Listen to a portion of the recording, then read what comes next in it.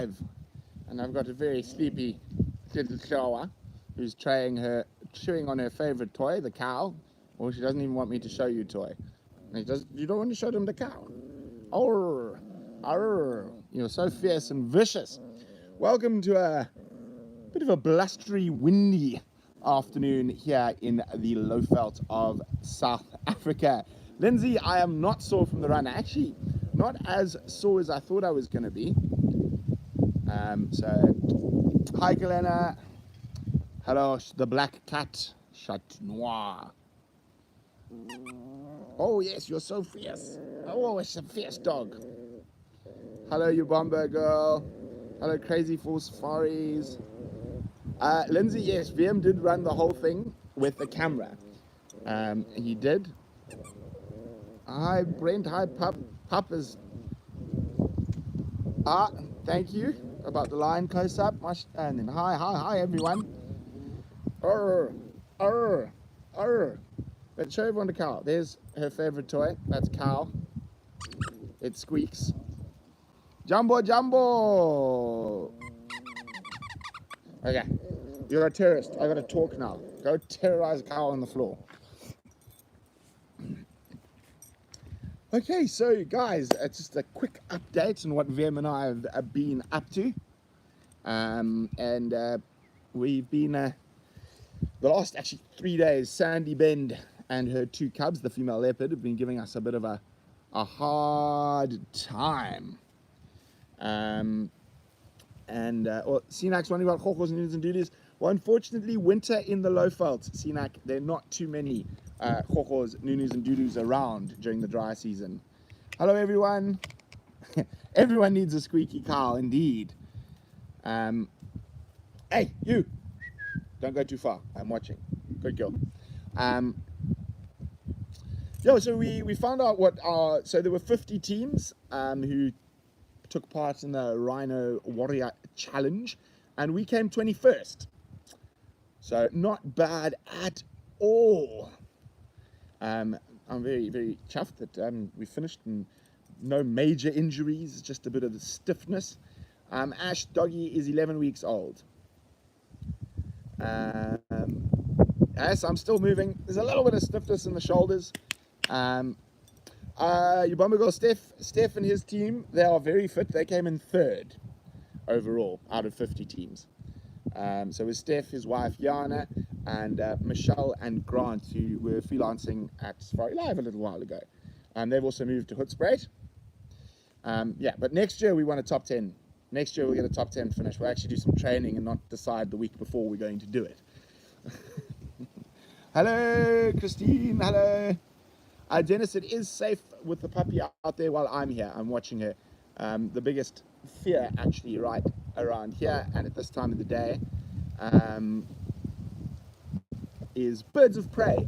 But she's quite close to me and just wandering around. And then, of course, the other actually biggest danger to her here is warthogs. Vicious creatures that they are. I mean, a big boar warthog is about 100 kilograms and got those razor sharp tushes. Hi, JB. Hi, everyone. Okay, so as I said, we've been trying to track this female leopard for the last couple of days. She's been giving us a bit of a hard time. We're going to be heading out in about 20 minutes. Rebecca, Jumbo means hello in Kiswahili.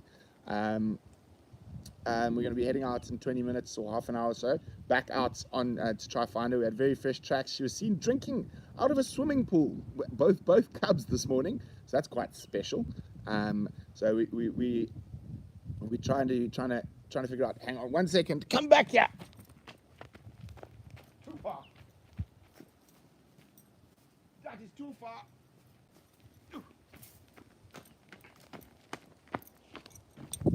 Sorry, she wandered a bit too far. Now, let's fight cow a bit more. Yes, fight cow. Yes, I still need to put up a fence this side, just a little fence to keep the warthogs out. But while she's this young, you can't actually let her wander around too much by herself because of martial eagles and tawny eagles. And at night, you got to remember owls as well, eagle owls, and we'll all take her. Yes, you're very fierce. So we've been looking for Sandy Bend female. and we're hoping that we'll find her this afternoon. We were going to be heading to Johannesburg tomorrow, but we've put that on hold.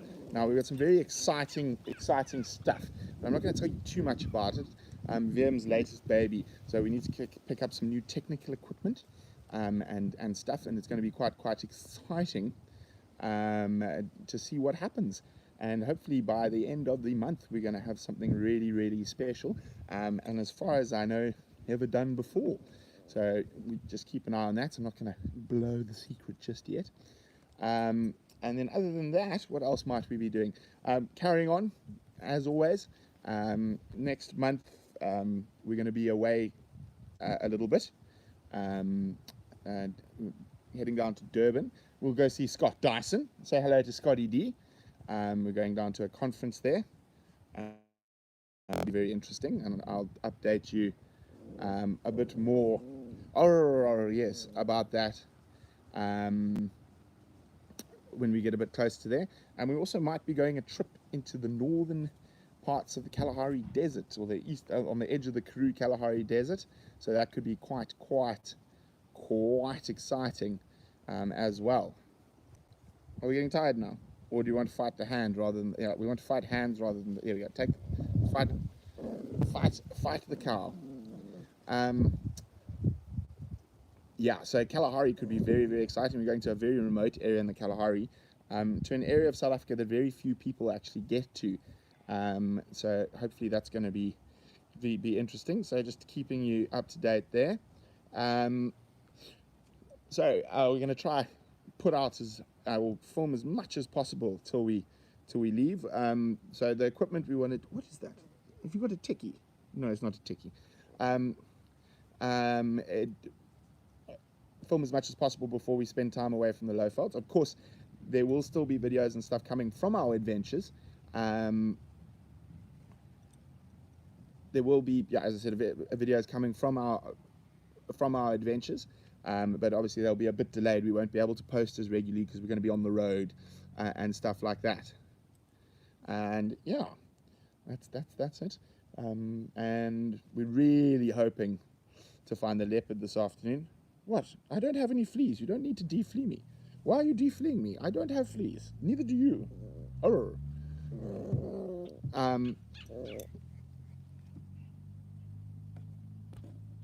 Why do I think Asiatic lions that are more critically endangered than African lions aren't concentrated more on documentaries and other areas to film?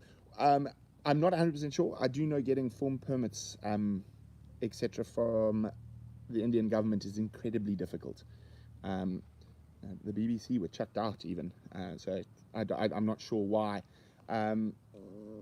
Also, I mean, I think it's a fascinating story because they live in much closer proximity to people and seem to live quite well with people compared to our African lions.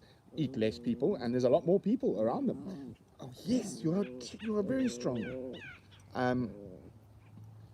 If I put you down, you're gonna wander far, or I'm gonna have to put you inside. It's my finger. No biting fingers. That's not allowed. Hey, good girl. Mwah. Okay. Yeah, fight the cow. There, kill the cow. And what else is up? We're hoping to get some. Dennis, yes, the puppy has seen lions. And she growled at them. Of course she did. She's a Jack Russell. She thinks she's twice the size of a 300-kilogram animal, when she weighs a whopping 2.7 kilograms. Hey, you're getting so big now. Where are you going? Watching you. So yes, she has seen lions.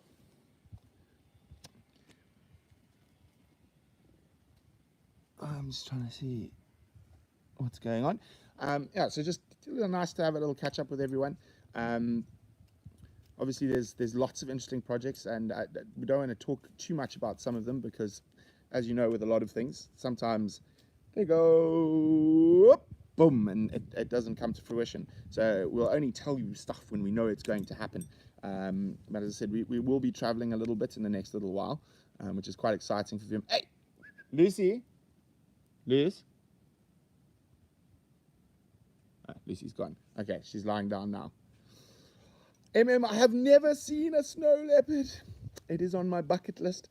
India is a place I would love to visit one day. Bucket and BB are doing well as far as I know. They've disappeared into some of that thick stuff again. What animals live in the Kalahari? Aardvarks, aardwolf, lions, leopards, caracals, serval, springbuck, gemsbok. So different species of animals. So it'll be quite an interesting trip. And Vim and I both love the Kalahari. So it's quite nice. I haven't been there for sure some years since I was last in the Kalahari. And it's a part of the Kalahari that I've never been to. Dennis Roth, there is a tribe, they are called the San people that speak in the Click language, mostly in South Africa. They are living in villages and towns now. They don't really live as they did in the past. There's very few places they do. Actually, southern Angola is probably the only place where they sort of live as close to they did in the past. But yes, very exciting stuff to go to a new area and also explore a new area, and we can show you guys some new stuff. We also, as I say, going to be opening up some new areas around this area. No, see, like the Click language was not Oli is Zulu. There's a lot more clicks. There are clicks in Zulu. There's quite a few. Not as many clicks as Xhosa, and all of them have less clicks than San. But I'll give you a quick click lesson from Xhosa and see if anyone can say this at home. Geology, and that is one of the most difficult things to say in Xhosa, and you know what it means. I only know how to speak a little bit of Xhosa. Xhosa. Geology, Fern, can we go into Mozambique? Possibly in the future, but not at the moment. So yes, hopefully one day we'll see what happens. Here we go. Yes, James sings in Zulu. Oh, what's my dream country to visit? I've got so many. In Africa, out of the countries I haven't been to, South Sudan and Central African Republic would be very high on my list. Yeah, those would probably be Ethiopia, Brazil, the Pantanal, India, snow leopard, Sri Lanka for leopards as well. So lots of places I would love to visit. But for now, we're going to focus on getting you the most covered in this area. Yes, Dennis, there's some incredible national parks in South Sudan that are very unexplored. The problem is you have to dodge the odd automatic rifle and mortar and RPG rocket fire. So hopefully one day it becomes a bit safer. Come here. Showa. Come, fight the cow. Sorry. Dennis Roth, there is a big migration there. It's actually more individual animals than the Masai Mara, and it is of cob. Come fetch a cow.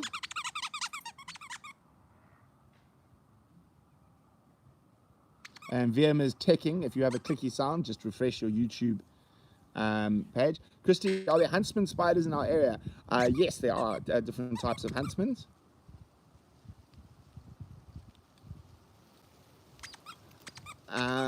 What animals we might see in South America? Jaguars.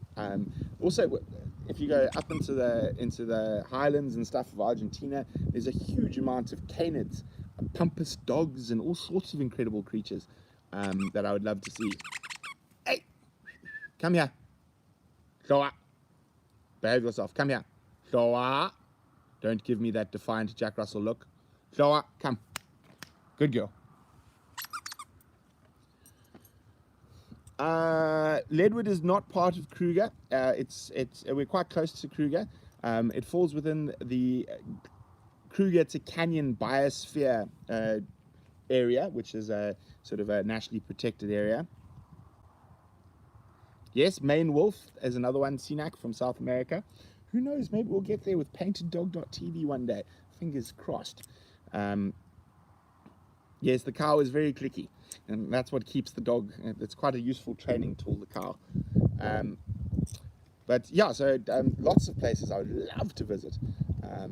But as I said, we're going to focus on getting our stuff sorted around here.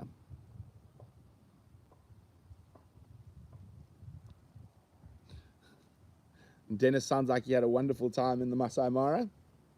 Galapagos, yes. There's so many places to go. But I'm an Africa baby, so I think I'd love to get to all the places in Africa first before I start bouncing around and going other places. Yes, there are quite a lot of farms around the estate on the western side.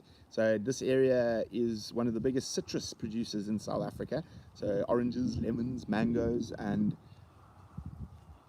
avos a bit higher up. Yeah, so there's a lot of citrus that's produced here, and along the Blyder Canyon and the Blyder River. And most of that citrus actually ends up in Europe. It's for export. Yes, I am taking a safari for Ali with Wandering Through. So I still will be doing a bit of private guiding every now and then.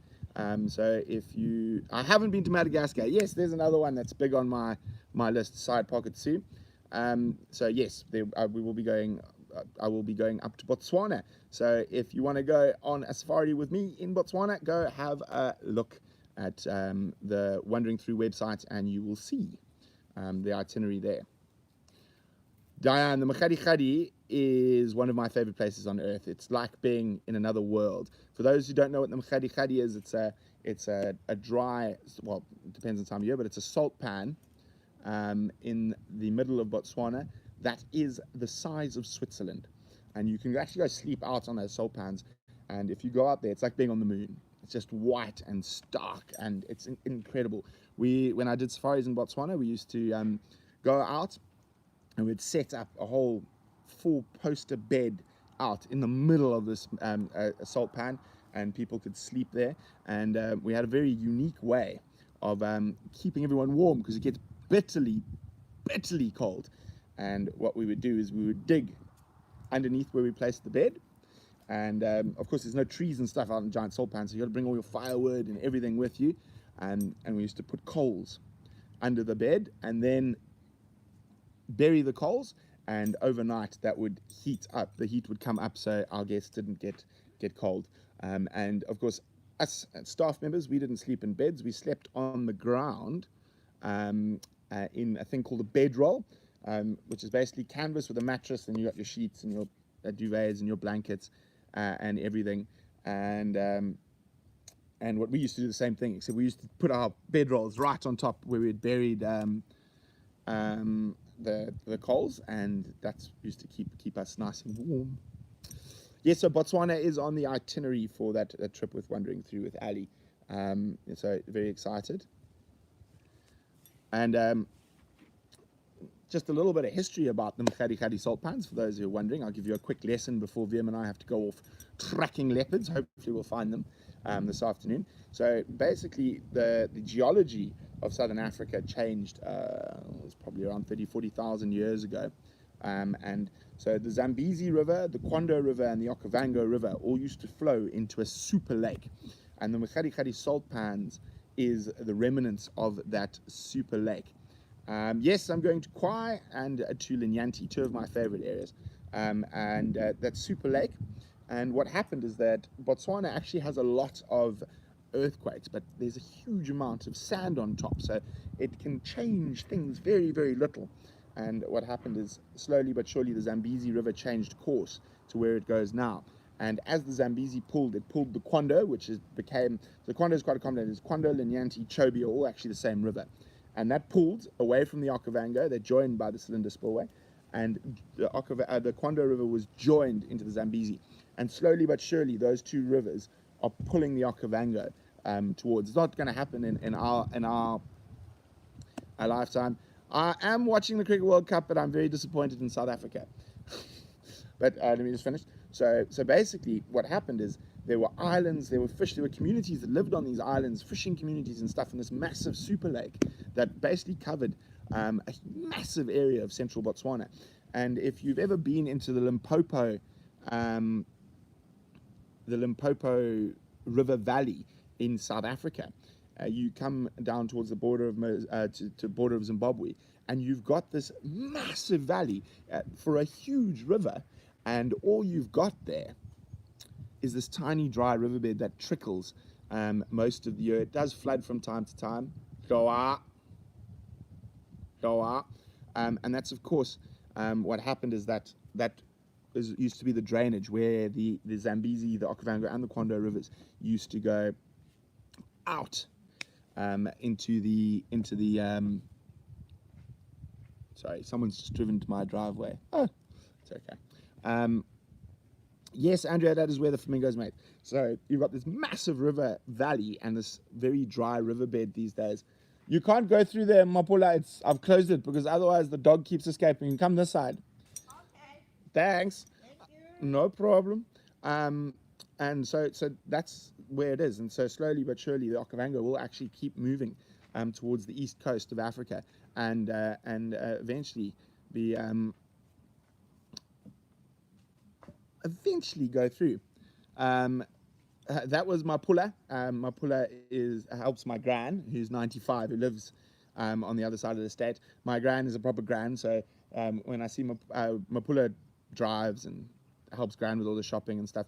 But if I see Mapula coming in, it generally means we're getting cookies or chocolate cake or something from my gran. Jasnila, we've been tracking Sandy Bend for the last 2 days. She's been giving us a hard time. We missed her by about 5 minutes. She was drinking out of someone's swimming pool this morning, and we were on the other side of the reserve. By the time we got there, she disappeared, and someone had driven over the tracks. And but we're going out now as soon as I'm finished